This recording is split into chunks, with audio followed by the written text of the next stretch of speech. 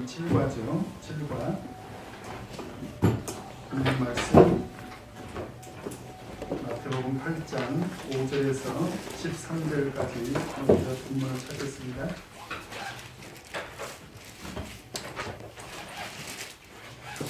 마태복음 8장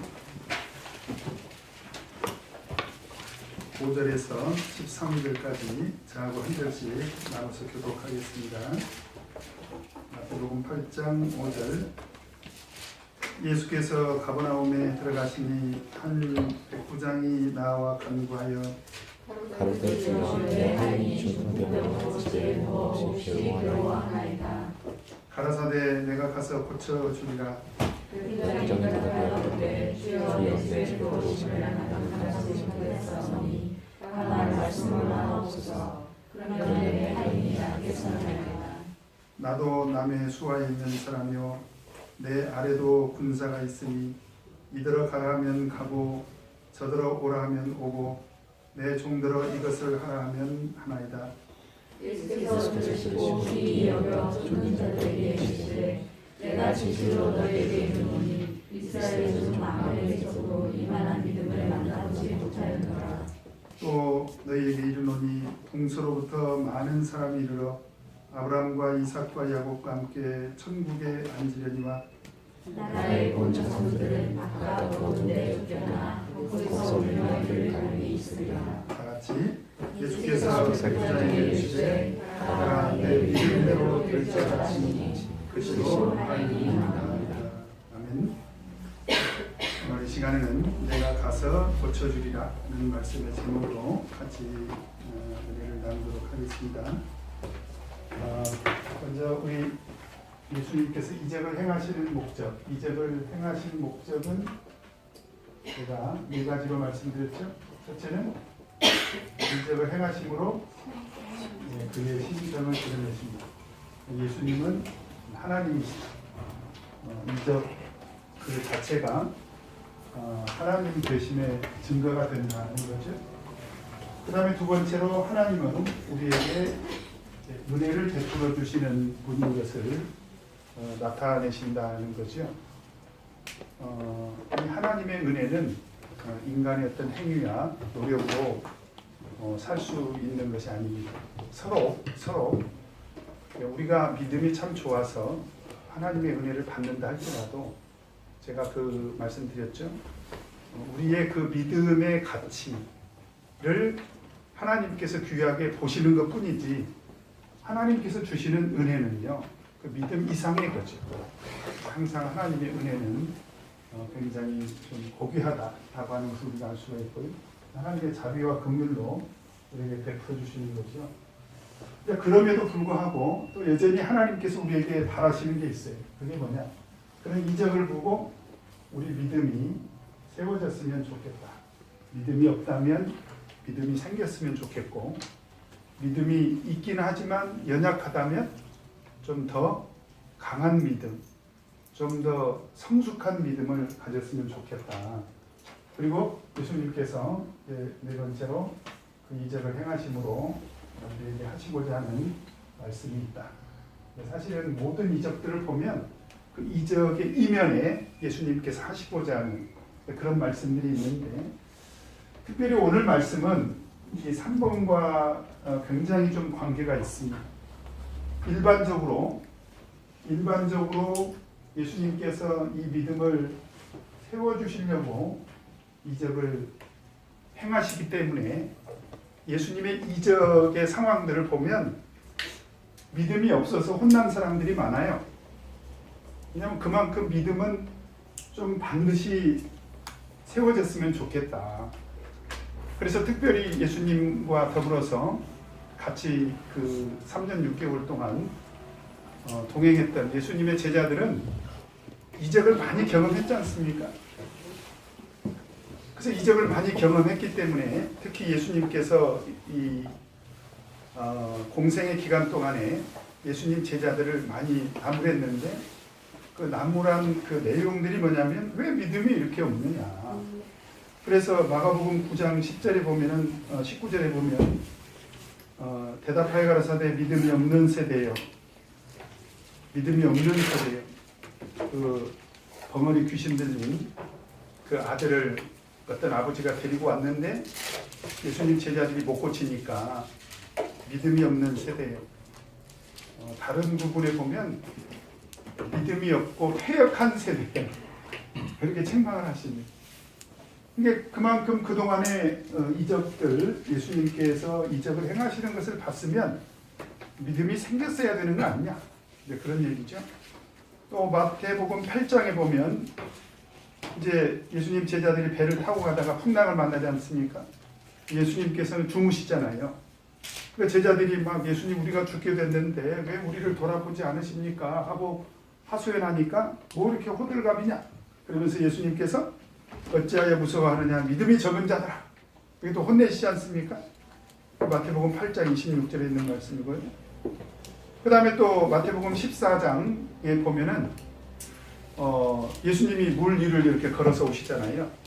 그러니까 베드로가 그걸 보고 나도 예수님이시라면 나도 좀 걷게 해달라. 그러니까 베드로가 걷잖아요. 이적을 경험하죠. 그런데 걷다가 물에 퐁당 빠져버리죠. 왜 그렇습니까? 예수님께서 뭐라고 그래요? 믿음이 적은 자여 왜 의심하였느냐.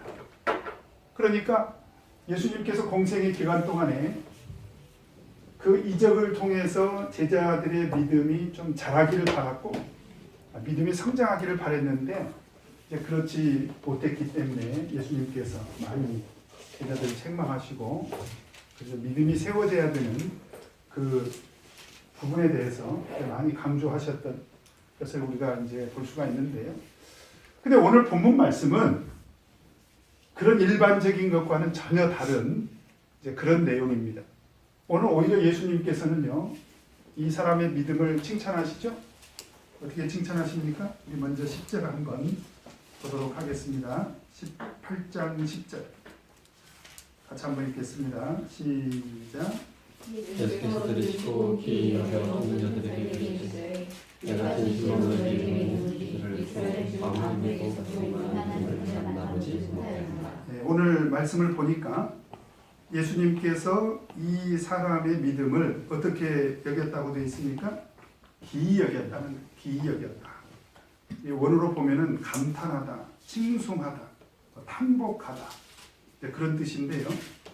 정말 탐복을 했다는 거죠. 그 이유가 어디 있습니까? 이스라엘 중 아무에게서도 이만한 믿음을 만나보지 못하였노라. 그런데 이만한이라고 하는 것이 다소 좀 추상적이잖아요.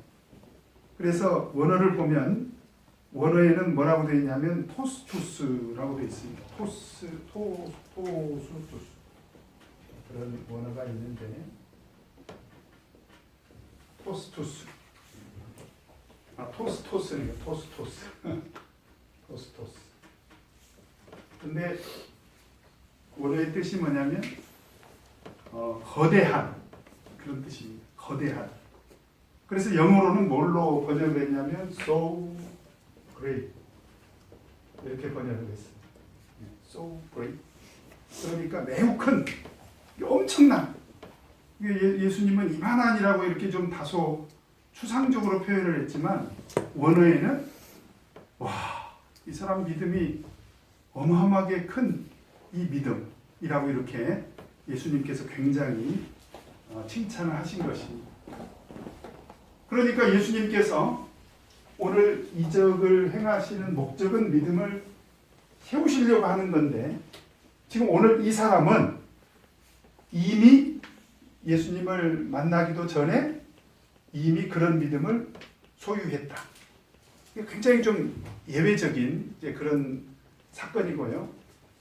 사실 오늘 이 마태복음 8장과 더불어서 또 마태복음 15장에 보면 그 가나안 여자가 등장을 하지 않습니까? 가나안 여자. 그렇죠? 근데 가나안 여자도 예수님께 칭찬을 받습니다.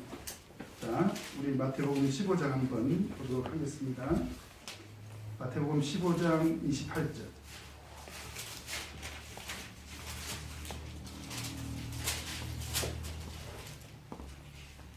15장 28절.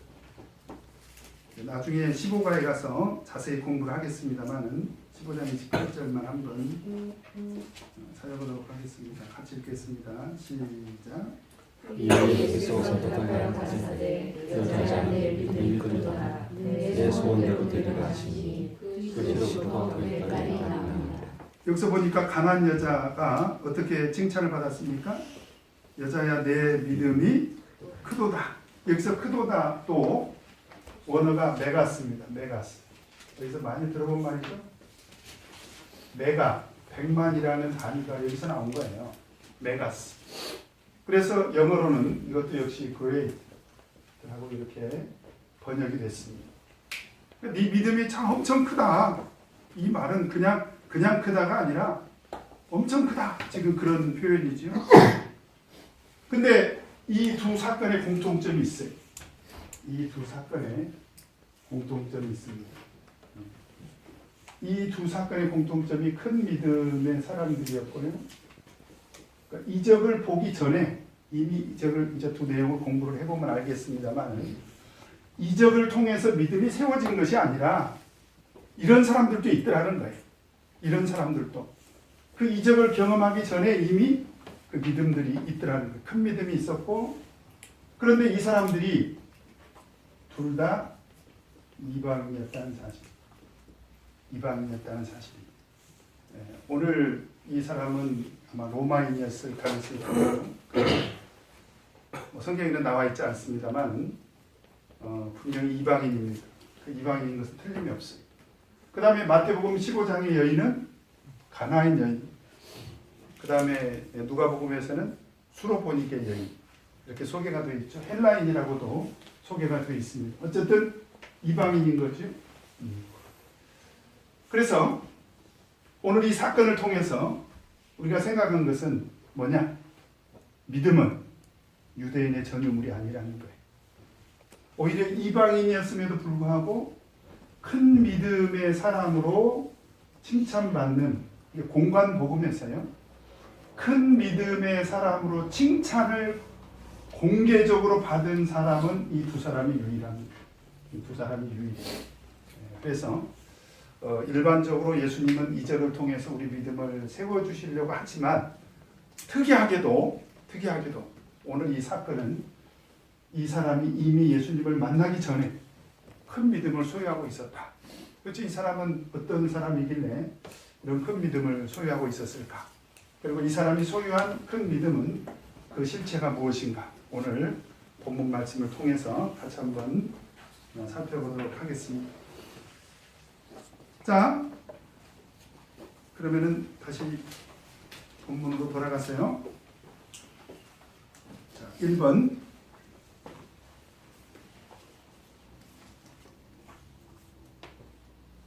같이 한번 읽겠습니다. 본문 내용 살피기 1번. 시작. 예수께서 가버나움에 들어가실 때 누가 예수 앞에 나오는가. 5절에 보면 이 사람이 누구였습니까? 백부장. 그런데 성경에 백부장이 가끔 등장하지요. 그렇죠? 이 사람들은 지금 그때 당시에 이스라엘이 로마의 지배를 받고 있었기 때문에 로마인이었을 가능성이 크고요. 그러나 유대인은 아니었습니다. 그 이유가 뭐냐면 10절에 보면 이 사람의 믿음을 칭찬하면서 누구와 비교를 하고 있습니까? 이스라엘 중. 그러니까 이 사람은 유대인이 아니라는 거죠. 그렇죠? 그리고 12절에 보면 나라의 본 자손들은 그랬죠? 나라의 본 자손들은 바깥 어두운 데 쫓겨나 거기서 울며 이를 갈미 있으리라. 이 사람은 나라의 본 자손은 아니라는 거예요. 지금 비교해서 하신 말씀이거든요.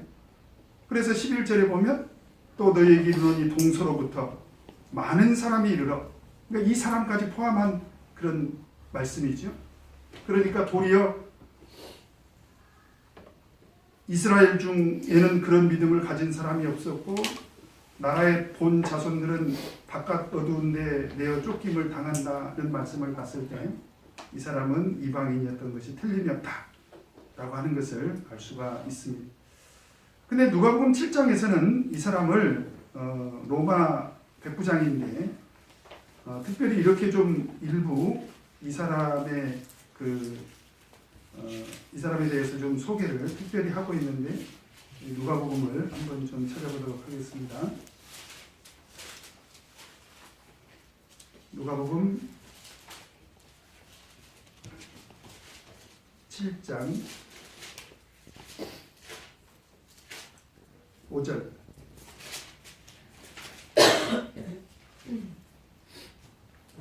7장 5절 같이 읽겠습니다. 시작. 저가 우리 민족을 사랑하고 또 하나 우리를 위하여 회당을 지었나이다. 이 백부장에 대해서 큰 믿음을 가진 백부장에 대해서 어떻게 지금 소개를 하고 있냐면 이 사람은 누구를 사랑했다고요? 우리 민족을, 그죠? 유대 민족이죠. 유대 민족을 사랑했다. 뭐 로마인이 유대 민족을 사랑하는 것이 이상한 일은 아니지만 우리가 정치적인 관점에서 접근을 한다면 일반적으로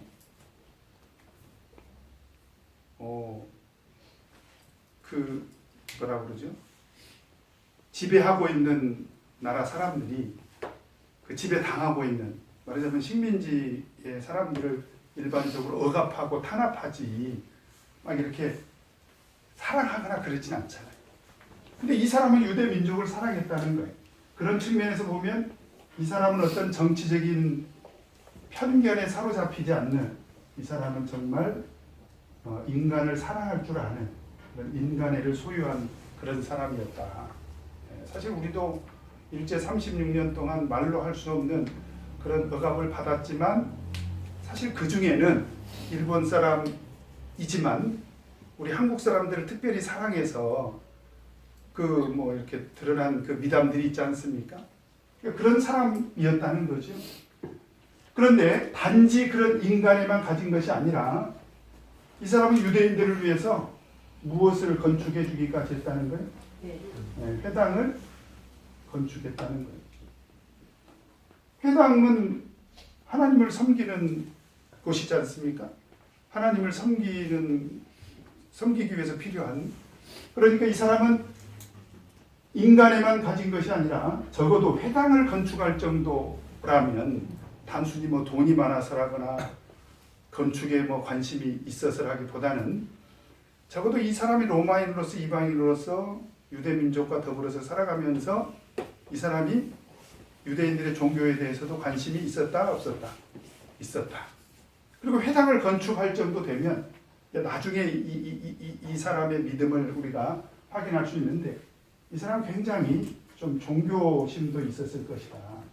그래서 우리가 결과적으로 우리가 이제 판단을 하는 일입니다만 사실은 이 사람은 이미 이 단계에서 이제 개종을 했을 것이다.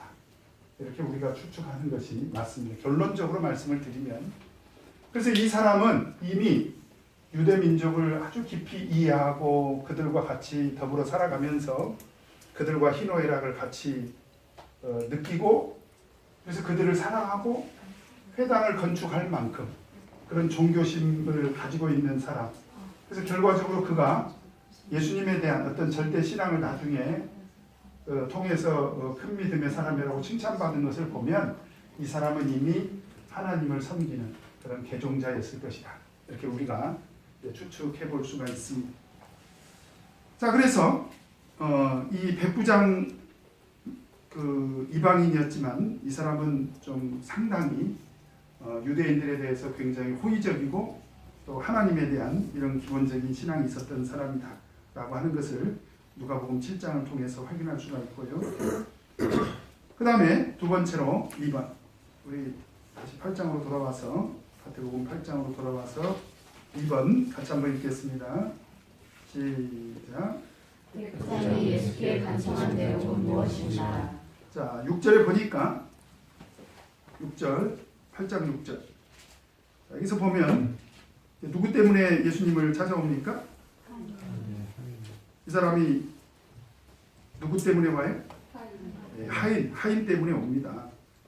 그런데 사실 이 하인에 대해서도요, 누가복음 7장에는 또 뭐라고 표현이 되어 있냐면, 자, 누가복음 7장 한 번 더 찾아가 봅시다.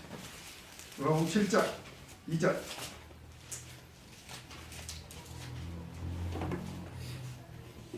누가복음 7장 2절을 보면 거기 뭐라고 되어 있습니까?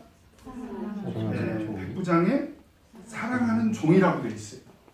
그러니까 이 사람이 유대 민족만 사랑한 것이 아니라 사실은 그 유대 민족 안에서도 유대 사람들 안에서도 아마 그 종은 아마 유대인들을 종으로 쓰지 않았겠습니까? 뭐 아니면은 뭐 아프리카 흑인들을 데려다가 썼을는지도 모르고 그건 뭐 이제 우리가 알 수 없지만 그러나 유대 민족을 사랑하는 것과는 또 조금 차원이 달라요. 왜냐하면 그때 당시에 하인은 거의 가축과 비슷하게 취급을 받았습니다. 그래서 사고팔고 하고요. 병들면 버리고 그랬습니다. 쓸모가 없다는 거죠. 그러니까 굉장히 찬대받는 그런 사람이었는데 그런 하인도 어떻게 사랑했다는 거예요. 그러니까 이 사람은 기본적으로 인간애가 있었다. 그러니까 인간에 대한 불쌍히 여기는 마음이 있었다. 저는 이렇게 이제 어렸을 때부터 우리 참예수교에서 신앙생활하면서 제가 좀 마음에 남는 그런 말은 늘 마음에 좀 품고 살려고 하는데 어떤 우리 원로 목사님 중에 한 분이 설교를 하면서 늘 그런 얘기를 했어요. 여러분들은 신앙인이기 전에 인간이 돼야 된다. 그것은 인간이 되는 것이 신앙인으로서 살아가는 것보다 더 중요해서 그런 말씀을 하는 건 아니에요. 그것은 오해하시면 안 되고. 근데 인간으로서 인간의 도리도 하지 못하는 사람이 신앙인인 척 하는 것은 위선 아니냐 이 말이에요. 그렇죠? 우리 기독교는 어떤 인본주의, 휴머니즘을 추구하는 종교는 아니에요. 그렇게 오해하시면 안 되고요. 그건 아닌데. 그러나 그래도 기본적으로 우리 인간으로서 슬픔을 같이 공유할 줄 알고 기쁨도 같이 누릴 수 있어야 되고, 그죠? 그 사람들이 어려운 일을 당할 때 좀 돕고 싶고, 그죠? 그래서 어떤 인간에 대한 어떤 깊은 이해와 어떤 관심 그리고 사랑 이런 게 있어야 되지 않냐 이 말이죠. 근데 백부장은 기본적으로 그런 사람이었다는 그런 사람. 하인을 정말 깊이 사랑해서 사실은 병들었기 때문에 얼마든지 그냥 버려도 되는데 물건처럼 이렇게 그냥 가축처럼 이렇게 취급을 해도 되는데 그렇지 않고 기어이 예수님을 찾아와서 좀 고쳐달라고 이렇게 간청을 합니다. 근데 누가복음 7장 지금 우리 중앙에 폈으니까요. 이 내용을 보면 마태복음에서는 백부장이 직접 와서 간청을 한 것처럼 기록이 되어 있지만 누가복음에서는 조금 그 부분을 상세하게 기록을 하고 있죠. 상세하게. 거기 보면은 누가 예수님을 찾아옵니까? 사실은 백부장이 누구를 보내? 유대인의 누구를 보내? 여러분 장로는 누굽니까? 그때 당시에 장로는 누구예요? 사실은 종교적으로 보면 유대인들에게 있어서는 권위자입니다. 장로는 권위자예요. 또 권력자일 수도 있어요. 근데 로마 백부장이 장로를 보낸다? 유대인들의 입장에서는 어떻게 생각해보면 이건 굉장히 좀 수치스러운 일이 될 수도 있어요. 어떻게 장로가 로마 장로가 가라고 한다고 해서 가고 오라고 한다고 해서 오고 그러냐. 그래서 오늘 우리가 이 말씀은 그렇게 정치적으로 접근을 해서는 안 되고요. 그러니까 아무리 로마 백부장이 자기가 지배하고 있는 식민지의 장로라 할지라도 그렇게 함부로 다룰 수 있는 그런 신분은 아닙니다. 장로가. 근데 장로들이 움직였다는 거예요. 장로들 몇이 움직여줬다? 그것은 그만큼 백부장이 영향력이 있었는데 장로들을 움직일 만한 그런 영향력이 있었는데 그 영향력이 뭐냐? 바로 이 부분이라는 거예요. 이 부분. 어떤 권력, 로마 백부장의 권력에서 나온 영향력이 아니라 기본적으로 이 사람이 너무 유대 민족을 사랑하고요. 그리고 유대인들을 위해서 회당을 건축해주고 이런 것들을 보면서 감동을 받은 거죠. 감동을 받은 거죠. 그래서 그런 감동을 받고 장로들이 이제 움직였다라고 하는 것을 우리가 알 수가 있습니다. 자, 그렇게 해서 이제 찾아와서 하인을 좀 고쳐달라 이렇게 요청을 예수님께서 받으시죠? 자, 3번 같이 한번 읽겠습니다. 시작. 백부장이가 청을 듣고 예수님은 뭐라고 말씀하셨느냐. 자, 7절에 보면 7절에 자, 그 얘기를 듣자마자 아주 오늘 상황이 굉장히 좀 예외적입니다. 듣자마자 뭐라고 합니까? 내가 가서 고쳐주리라. 사실 우리가 이미 공부를 했습니다만은 제2과에서 그 왕의 신하가 등장하잖아요. 보면은 그 사람도 권력자요. 이 사람도 권력자요. 예수님이 그런 권력자를 대하는 태도를 보면 사실은 예수님은 권력을 초월해서 대하시잖아요. 어떤 사람이 뭐 왕의 신하라고 해서 어떤 사람이 백부장이라고 해서 그 사람에게 뭐 대우해 준다거나 그 사람 앞에서 예수님께서 자기를 낮춘다거나 사실 예수님은 그러실 필요도 없고 실제로 세상에 계시는 동안에 그렇게 사람을 말하자면 차별해서 대우해 준 적이 없어요. 그런데 참 이상한 것은 왕의 신하는 자기 아들이었잖아요. 자기 아들 좀 와서 고쳐달라고. 그것도 유대인이잖아요. 그렇지 않습니까? 유대인이고 왕의 신하가 그것도 왕의 신하의 아들이었지 않습니까? 우리 이과에서 공부했죠. 그래서 우리 집에 내려오셔서 빨리 오셔서 계속 퇴근을 하죠. 그래서 좀 고쳐달라. 예수님께서 어떻게 하셨습니까? 안 가셨잖아요. 가라고 했잖아요. 가라 그냥. 내 아들이 나았다. 그러면서 예수님께서 그냥 가라고 하지 않습니까? 기어이 안 가셨어요. 끝까지 안 가셨습니다. 자, 그런데 오늘은 그 장로들을 통해서 그 이야기를 듣자마자 어떻게 했습니까? 내가 가서 고쳐주겠다. 내가 가서 고쳐주겠다. 뭔가 대하는 태도가 좀 다르죠? 이유가 어디 있을까요? 아까 제가 말씀드렸죠. 그 차이가 있습니다. 지금 왕의 신하는 예수님께 와서 아들을 고쳐달라고 할 정도의 믿음은 있었지만 그 믿음의 한계는 있었다고 제가 말씀드렸죠. 어떤 믿음의 한계가 있었습니까? 예수님이 직접 자기 집에 가셔야만이 내 아들의 병을 고칠 것이다. 그러니까 기어이 데리고 가려고 했던 거죠. 그러니까 그걸 아시고 예수님께서는 그 사람의 믿음을 세워주시려고 가라 계속 그렇게 하신 거죠. 그래서 나중에 그 왕의 신하가 자기 아들이 낳은 시점이 예수님께서 가라 내 아들이 낳았다 하는 것을 깨닫고 자기 온 가족과 더불어서 이제 예수님을 믿었다. 이제 그런 말씀이 있지 않습니까? 믿음이 세워진 거죠. 근데 사실 오늘 이 백부장 같은 경우는 예수님 만나기 전에 예수님께서는 이 사람이 어떤 사람이라는 것을 아셨을까요? 큰 믿음의 사람이다. 이런 것을 아셨기 때문에 굳이 가실 필요가 없는 거예요. 그죠? 그렇지 않습니까? 근데 왜 내가 가서 고쳐주자 이렇게 말씀을 하셨을까요? 그냥 딱 보니까 이 사람은 정말 믿음이 있네. 그래. 내가 네 종 내가 고쳐줄게. 이렇게 하셔도 되잖아요. 근데 예수님께서는 그 믿음을 보시고 고쳐주신 것이 아니라 내가 가겠다는 거예요. 내가 가겠다. 왜 그러셨을까요? 왜 그렇게 말씀을 하셨을까요? 자, 여기에는 이유가 있습니다.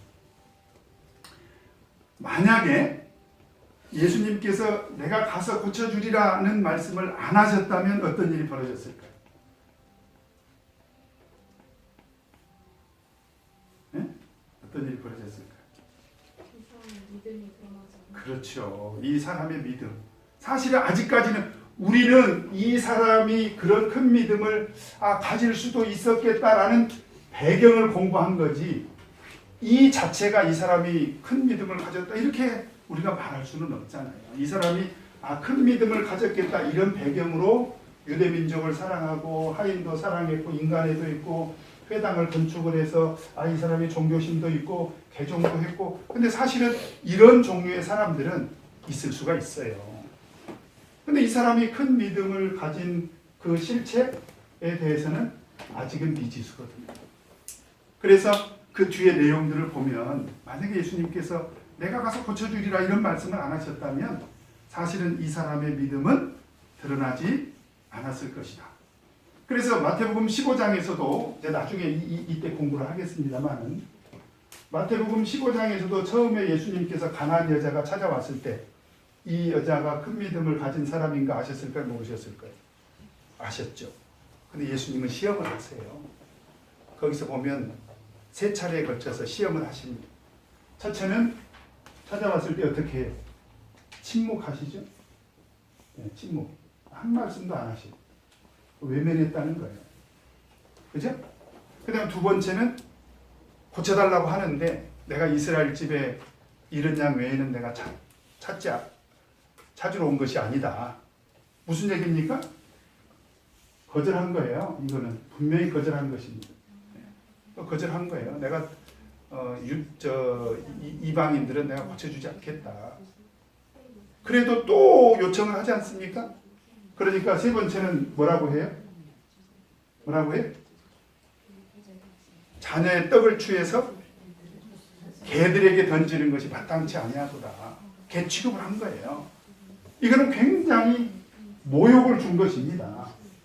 그러니까 그 시험의 강도가 아주 점점점 높아지죠. 처음에는 외면하고 침묵하시더니 그 다음에는 똑부러지게 거절을 하시더니 나중에는 굉장히 모욕적인 말로 망신을 줍니다. 근데 그럼에도 불구하고 이 여자가 나중에 개들도 저 개 맞습니다. 근데 개들도 제 주인의 상에서 떨어지는 부스러기를 먹지 않냐. 그 이야기를 듣고 예수님께서 여자야 내 믿음이 크도다 그랬지 않습니까? 근데 한번 생각해 보세요. 사실 이 여자 입장에서는 좀 억울한 것이 뭐냐면 예수님 만날 때 이미 이 여자는 큰 믿음을 소유한 사람으로서 온 거예요. 그런데 시험을 받잖아요. 이런 모욕도 당했지 않습니까? 그렇죠? 근데 왜 예수님께서 시험을 봤을까? 어떻게 보면 이 여자는 무시험으로 합격시켜도 될 그런 사람이 있잖아요. 근데 예수님께서 이렇게 몇 단계에 거쳐서 굳이 이 사람을 시험한 이유가 있습니다. 그게 뭐냐면 이 사람이 진짜 큰 믿음의 사람이냐 아니냐를 알아보려고 했던 게 아니라 그거를 드러나게 하려고. 그래야 우리가 공부하잖아요. 그래야 박은진 목사가 가르칠 내용이 있지 않습니까? 그러니까 오늘 예수님께서 내가 가서 고쳐주겠다. 고쳐주시려고 하신 말이죠. 큰 믿음을 보시고 고쳐주시려고 하신 말씀이 있지만 사실은 이 사람의 믿음을 드러내시려고 하신 말씀입니다. 그렇게 드러내시려고 그런 말씀을 하셨기 때문에 이 사람의 믿음이 이제 드러납니다. 자, 어떻게 드러납니까? 4번. 자, 4번.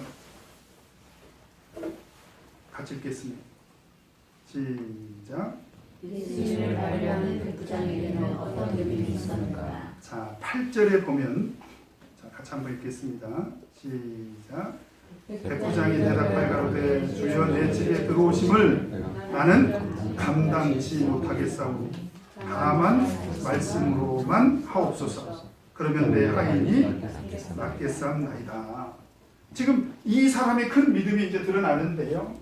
자, 이 사람의 큰 믿음은 도대체 어떤 믿음을 이 사람이 소유로 했냐. 이런 배경을 갖고 있었기도 했지만 이 사람이 처음에 하는 말이 뭐냐. 나는 우리 집에 예수님이 오시는 것을 감당치 못하겠다. 우리 집에 오시지 말라는 거예요. 안 오셔도 된다. 이건 오시지 말라는 말이 정확한 게 아니고 우리 집에 굳이 안 오셔도 된다. 이거는 사양한 거죠. 사양. 예수님이 우리 집에 오시는 거 예수님께서는 내가 가서 고쳐주겠다. 내가 가서 고쳐준다니까. 내가 가겠다니까. 그런데 예수님 안 오셔도 됩니다. 근데 그 이유가 뭐야? 사양한 이유가 뭐야? 나는 예수님이 오시는 것을 감당치 못하겠다. 이 사양하는 이유가 뭐냐면 그것을 어떻게 생각하고 있는 거예요? 너무 황송하다. 예수님이 오시는 것 자체를 황송하다. 그럼 그 이면에 어떤 믿음이 있는 것입니까? 이 사람은 하나님의 은혜를 정말 겸손하게 받을 줄 아는 그런 사람이었다는 거예요. 겸손한 믿음이 있었다는 거예요. 사실 이 사람은 어떻게 보면 권력자죠. 로마의 장교에다가 그죠? 권력자입니다. 근데 이 사람이 지금 예수님을 집에 들어오는 것 자체를 감당하지 못하겠다라고 한 것은 이 사람에게는 정말 겸손한 그런 믿음이 있었다라는 거고요. 그 다음에 두 번째 이 사람이 하는 말이 정말 또 감동적입니다. 뭐라고 뭐라고 얘기를 하냐면 뭐라고 얘기를 해?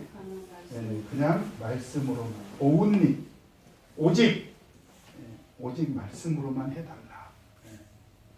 어떻게 이런 얘기를 합니까? 여러분 한번 생각해 보시죠. 어떻게 이런 얘기를 하죠?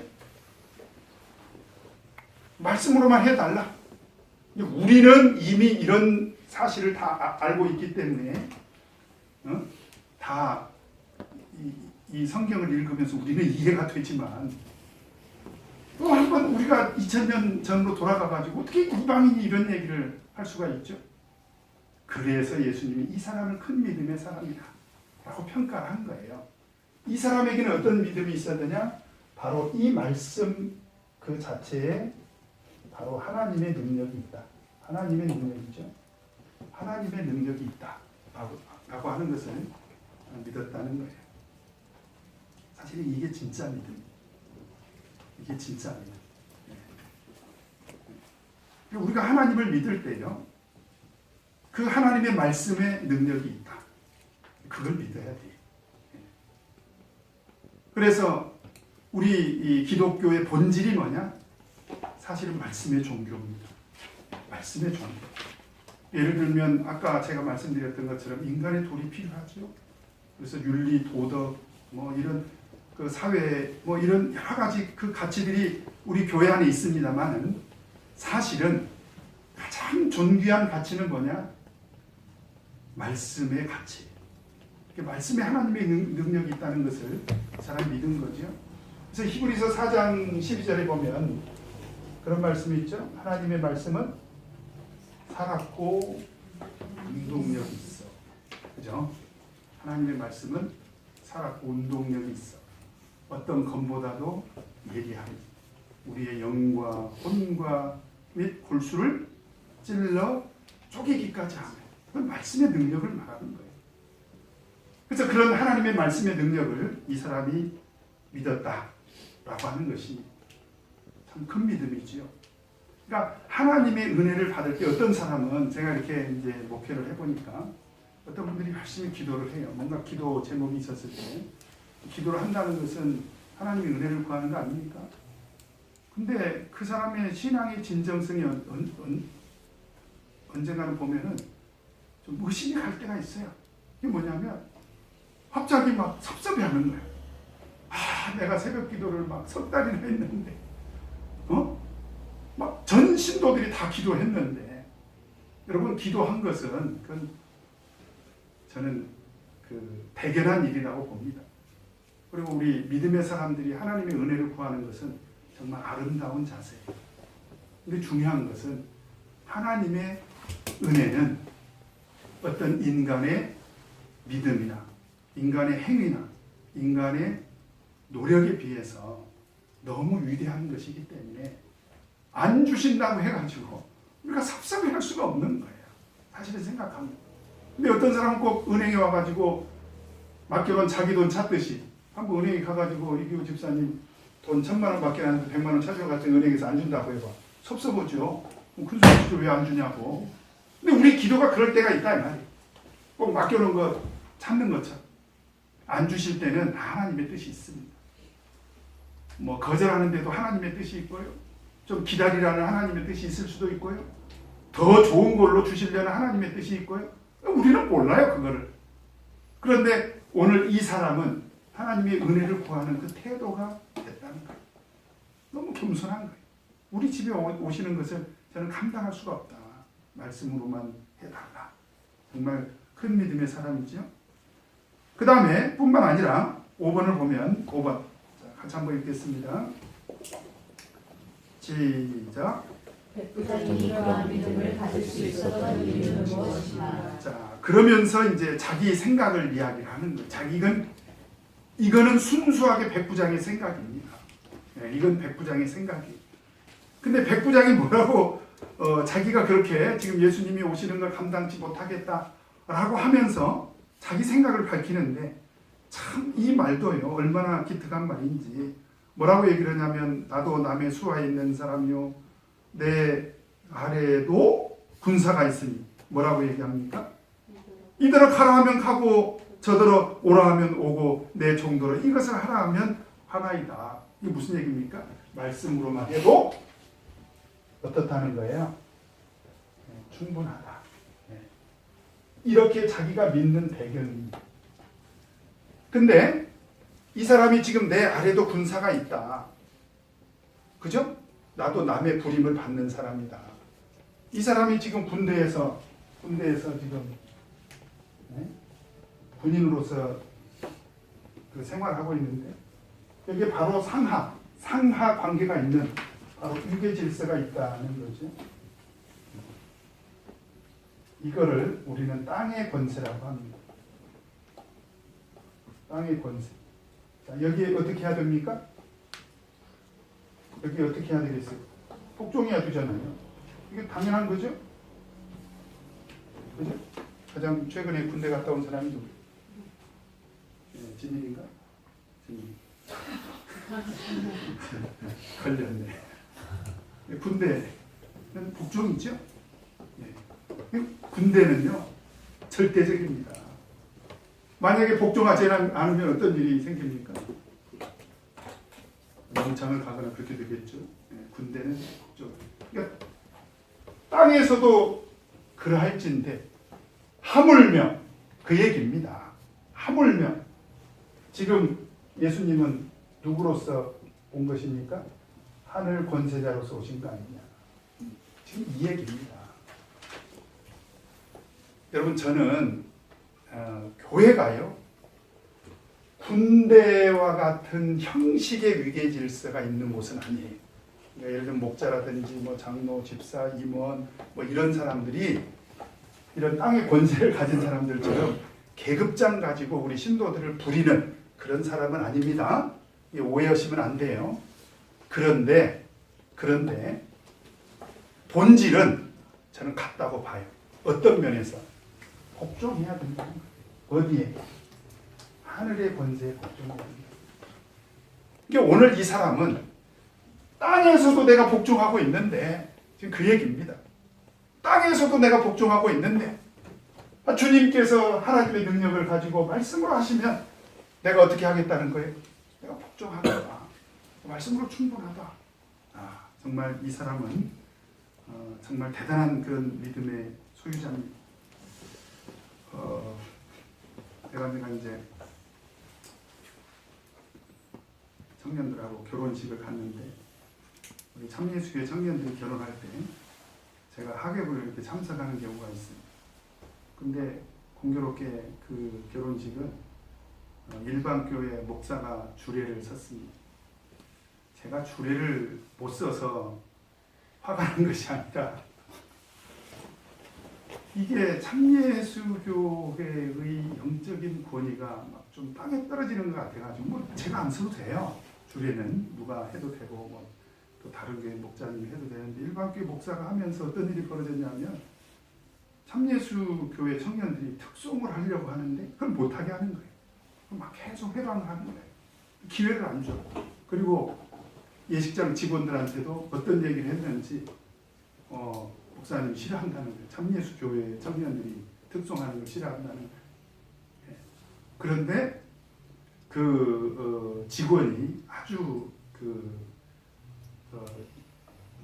기질을 발휘해가지고 어떻게 이제 특송할 수 있는 기회를 간신히 줘서 특송을 했는데 제가 어떤 생각이 드냐면 꼭 구걸한 것 같은 그런 기분도 들더라고요. 그래서 이제 결혼식을 마치고 청년들이 이제 제 앞에서 저한테 그런 얘기를 해요. 목사님, 이럴 때 한 말씀 해야죠. 무슨 얘기예요? 너희는 그러지 마라. 너희들은 절대로 그러지 마라. 그런 얘기 한마디 하셔야 되는 그 타임 아니냐 이거죠. 근데 제가 그때 이런 얘기를 했어요. 하나님 말씀으로도 부족해서 내가 이야기해야 되겠네. 무슨 얘기냐면 이미 하나님의 로고스, 절대적인 진리의 말씀은 성경에 무한합니다. 그렇지 않습니까? 무궁무진하잖아요. 그래서 그 하나님 말씀에 우리 청년들이 절대적으로 복종할 수 있는 그런 신앙이 있는 것이 그게 중요한 거지. 목회자가 한마디 더 한다고 해서 일이 되고요? 저는 그렇지 않다고 봐요. 우리 신앙생활에 저는 모든 것이 마찬가지라고 봅니다. 네. 우리가 지금 신앙생활 하면서도 목자가 한마디 하고 안 하고의 영향을 받는다면 그 사람의 신앙은 문제가 있는 거예요, 사실. 왜냐하면 하나님 말씀을 몰랐다면 그건 제가 이해가 가요. 가르쳐 줘야죠. 목회자에게 저는 그런 책임이 있다고 봅니다. 근데 적어도 하나님 말씀을 알고 그 하나님의 말씀에 능력이 있다는 것을 안다면 목회자가 한마디 말을 하면 예배 출석률이 좋아지고 성경 공부를 꼭 오고 교회에서 봉사도 하고 전도도 하고 사실 이건 문제가 있는 거예요. 그러니까 이 사람에게는 어떤 믿음이 있었느냐? 하나님 말씀으로 충분하다는 거예요. 그래서 말씀만 하시라는 거예요. 그러면 나는 절대 복종하겠다. 그리고 그 말씀에 하나님의 능력이 있는가 아니냐. 얼마나 위대한 믿음입니까? 저는 오늘 우리 이 자리에 계신 분들은 앞으로 말씀으로 충분한 그런 꼭 신앙생활 하시길 바랍니다. 아시겠습니까? 자, 따라서 해보십시오. 말씀으로 충분합니다. 따라 하셨어요? 앞으로 내가 말하기 싫어서가 아니야. 하늘의 권세가 위대한 걸 우리가 알아야 돼. 그래서 목회자가 굳이 2번 이야기해야 된다는 것입니다. 자, 그 다음에 6번 같이 읽겠습니다. 시작.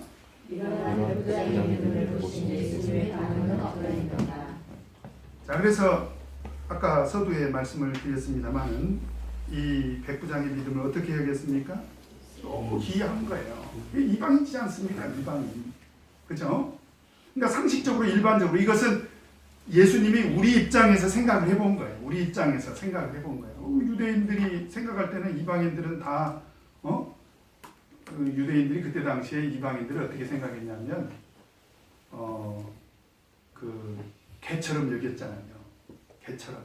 그리고 심지어 어떻게 또 여겼냐면 세상에 태어나지 말아야 될 사람 예수님이 가룟 유다를 보고 그렇게 얘기를 했잖아요. 근데 그것은 그때 당시에 유대인들이 이방인에 대해서 가졌던 생각입니다. 예수님이 가룟 유다를 보면서 쟤는 태어나지 말았어야 된다. 유대인들이 그렇게 생각했어요. 그래서 심지어 유대인들은요, 이방인들이 이제 길을 가다가 애기 낳는 경우도 있잖아요. 응? 근데 도왔을까요? 안 도왔을까요? 유대인들은 안 도왔습니다. 이유가 뭔 줄 아세요? 지옥 자식이 하나 태어나는데 그걸 왜 우리가 가서 돕냐 이 말이에요. 그래서 유대인들은 이방인들이 출산하는 과정에 가서 돕는다거나 그러질 않았습니다. 그러니까 이방인들이 그랬던 유대인들한테 이거는 성경에 나온 얘기는 아니에요. 그러면 왜 하나님께서 이방인들을 만드셨냐고 이방인들이 이렇게 물었대요.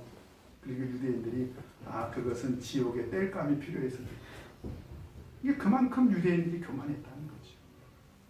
그래서 오늘 예수님께서 그것을 빗대서 하신 말씀입니다. 기이 여겼다는 거예요. 그리고 진실로 너희에게 이르노니 이스라엘 중 아무에게서도 이만한 믿음을 뭐라고요? 만나본 적이 없다. 정말 기이하게 여기신 거죠. 예. 그 다음에 7번 같이 한번 읽겠습니다. 시작.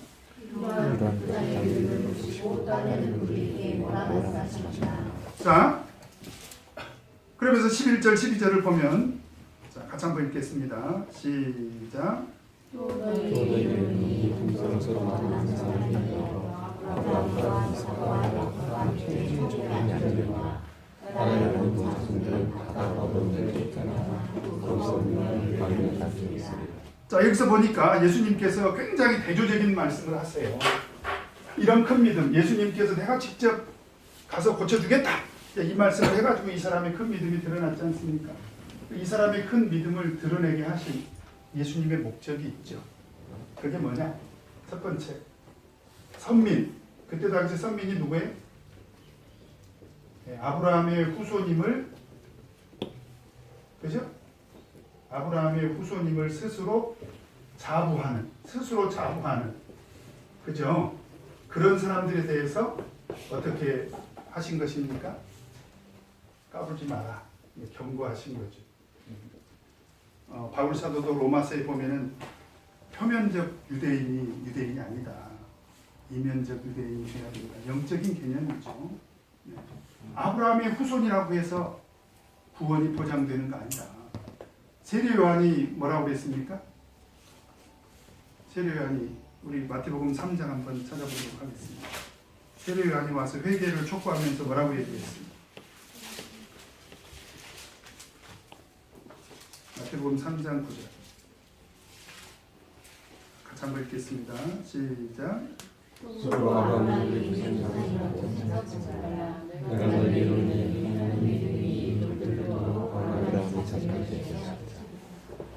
아브라함의 후손이라고 생각하지 말라는 거예요. 착각하지 마라. 아브라함의 후손이라고 무조건 구원이 보장된 게 아니다. 그러면서 심지어 그 세례 요한은 뭐라고까지 얘기를 합니까? 이 돌들로도 얼마든지 아브라함의 후손이 되게 할 수 있다는 거예요. 왜곡된 그런 선민의식에 대해서 엄중하게 지금 예수님께서 경고하시는 거고요.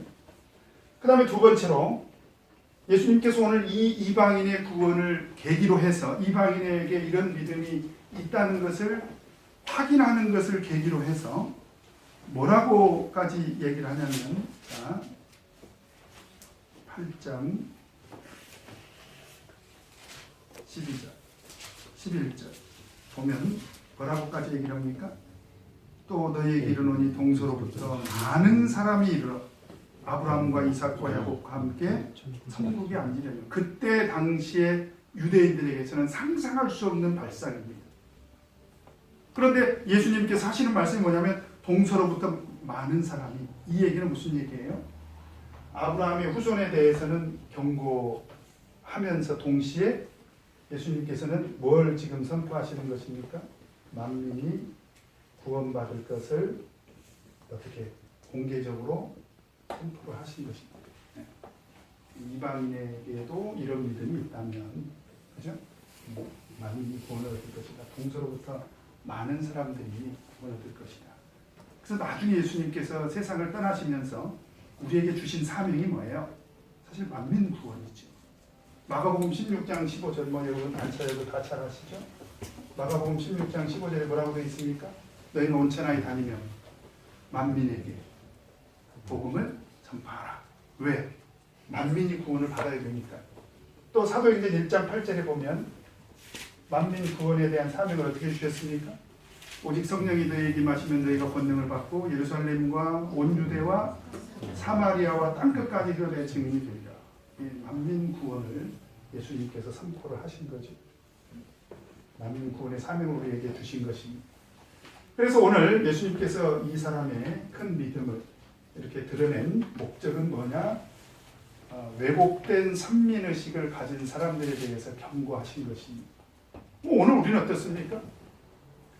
저는 우리 참예수 교인들이 이럴 수가 있다는 거예요. 이럴 수가 있다. 참예수 교인들이요, 물과 성령으로 거듭난 것이 절대적인 구원의 조건인 것은 틀림이 없지만, 그죠? 절대적인 구원의 조건입니다. 물과 성령으로 거듭나지 않고 하늘나라 갈 수 있는 방법이 없어요. 그런데 물과 성령으로 거듭난 사람들은 왜곡된 선민의식을 가질 가능성이 굉장히 높다는 거예요. 그래서 그때 당시에 아브라함의 후손인 것을 자부하는 사람들과 동일한 신앙생활을 할 가능성이 있다는 거예요. 왜? 세례받았거든. 성령 받았거든. 사실 그런 문제가 있습니다. 그래서 오늘 이 얘기는 오늘 저는 이 시대를 살아가는 우리 참예수교회 성도들에게 하신 말씀이기도 하다. 하신 말씀이기도 하다. 어떤 그 청년들을 보면은 뭐라고 얘기를 하냐면, 내가 모태신앙인인데 은근히 자기가 엄마 뱃속에서부터 신앙생활 했던 것들을 이렇게 드러내고 자랑하려고 하는데, 제가 보면 오래 세례받고 성령받고 막 하나님의 은혜 감동을 받고 신앙생활 하는 사람보다도 못한 그런 믿음의 상태에 있는 모태신앙인들 저는 참 많이 봅니다. 부끄러울 줄 알아야죠. 사실은 어떤 왜곡된 선민의식은 우리 신앙에 도움이 안 됩니다. 그래서 오히려 우리는 이 이방인처럼 정말 하나님의 은혜를 항상 황송하게 생각을 해야 돼. 겸손하게. 그래서 하나님께서 어떤 것을 주시든지 항상 감사하게 생각을 하고, 우리 교회는 집사님이 계시는데 이제 그 집사님하고 어떤 교회 자매가 같이 어느 날 같이 잠을 잤나 봐요. 근데 그 자매가 보니까 이제 화장실 갔다 오시더니 넘어지셨대요. 그런데 막 감사하다고 그러시더래. 집사님이 감사하다. 그래서 뭐가 그렇게 감사하냐 그랬더니 조금밖에 안 다쳤으니까 얼마나 감사하냐. 그래서 그랬대요. 아니 조금밖에 안 다치는 것이 아니라 안 다치면 더 좋잖냐. 안 다치면 더 좋잖냐 그랬더니 내가 이런 일로도 감사하지 못하면 내가 어떻게 하나님 은혜를 받을 자격이 있겠냐. 내가 지금까지 하나님의 은혜 받은 것이 얼마나 감사한데. 그분의 영명이 감사 집사님이십니다. 소감사 집사님. 여기 누군지 아시는 분이 있어요. 그죠? 누군지 알죠? 네. 엄마 생각나죠? 감사 집사님. 그러니까 하나님 은혜에 대해서 감사할 줄 아는 마음이 있으면 그런 일이 생겨도 조금 다쳐도 감사할 수 있다는 거예요. 왜냐하면 근본적인 하나님의 은혜에 감사할 줄 아는 그런 믿음이 있기 때문에. 그래서 오늘 예수님께서는 이 사람의 믿음을 정말 귀하게 생각하시고 큰 믿음을 우리에게 가르쳐 주신 것입니다. 자, 그 다음에 8번 같이 한번 읽겠습니다. 시작.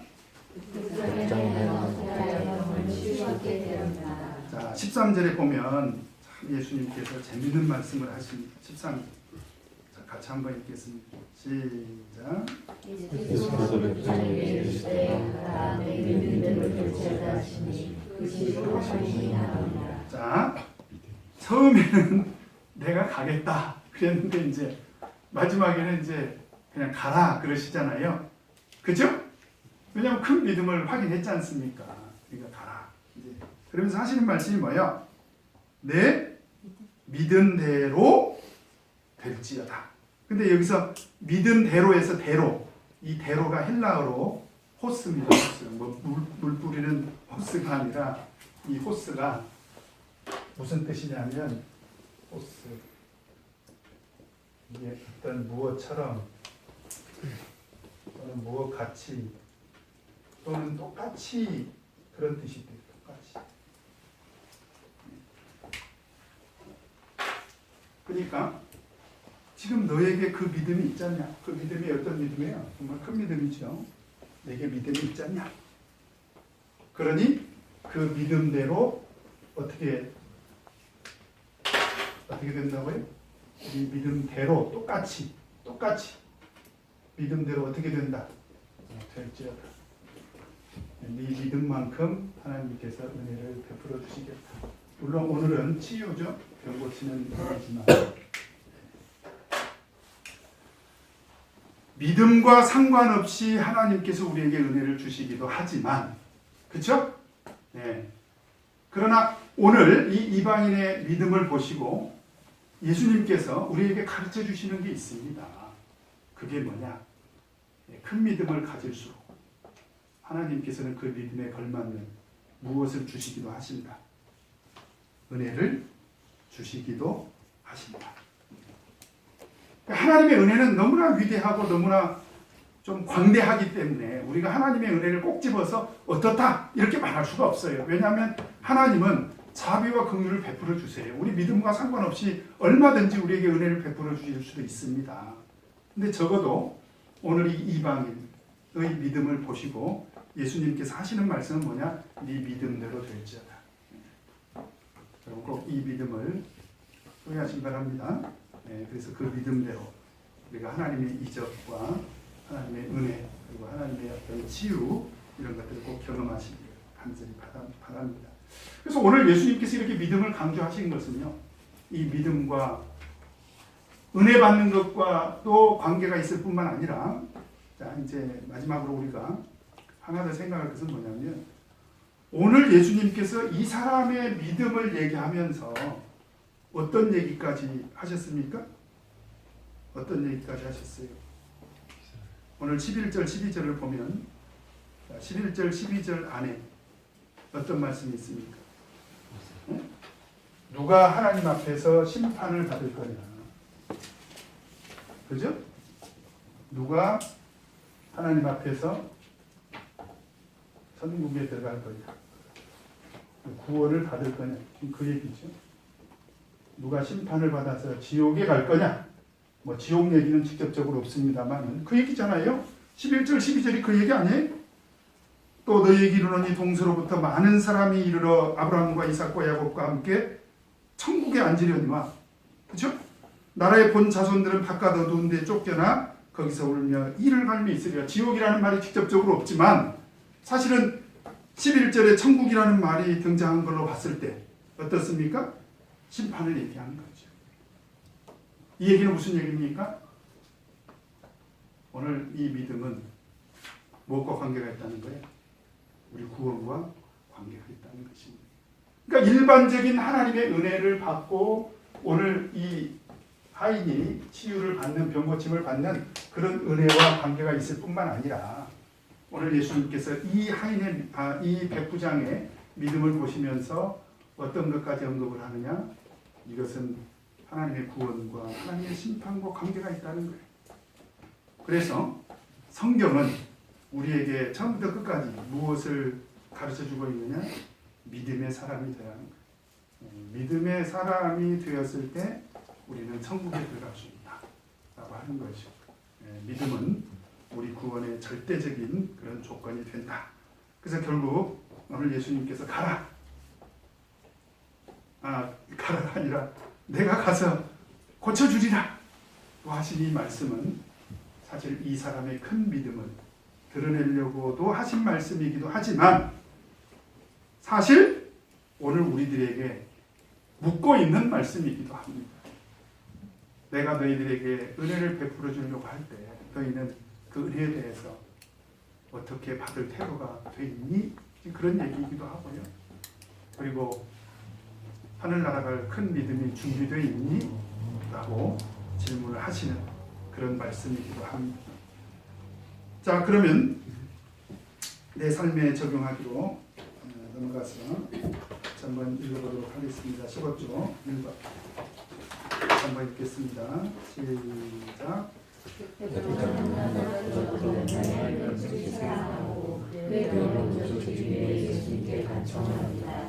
그에게는 사랑하지 않아도 될 사람까지 사랑하는 큰 믿음이 있었던 것입니다. 나는 누군가를 사랑할 때 사랑하는 사람이기에 사랑하고 있습니까? 아니면 사랑하지 않아도 될 사람까지 사랑하고 있습니까? 기본적으로 그 사람을 차별하지 않는 그런 인간애가 있었다. 유대민족도 사랑하고 그 다음에 하인도 사랑하는 그런 인간애가 있었다라는 거죠.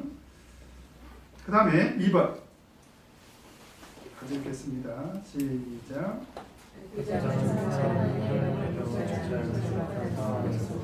자기 죄를 보여주시는 당신이 못하고 하나 지극히 겸손한 태도로 경청하리라. 또한 말씀만 없으시며 예수님의 san전하시며 하시는 믿음도 소리했습니다. 나는 적합한 상황 속에서도 지극히 겸손한 태도로 경청할 수 있습니까? 나는 적합한 상황을 만날 때 하나님의 말씀에 대한 하시고 하고 있습니다. 앞으로 꼭 그렇게 해야 되겠죠. 하나님의 은혜를 구하는 태도는 겸손해야 됩니다. 그 다음에 3번 같이 읽겠습니다. 시작. 세상의 질병 믿음을 보시고 기이 여기시며 이스라엘 중에서도 이만한 믿음을 만나보지 못하였다고 칭찬하셨습니다. 나는 예수님으로 믿고 칭찬받는다는 큰 믿음을 생각했습니다.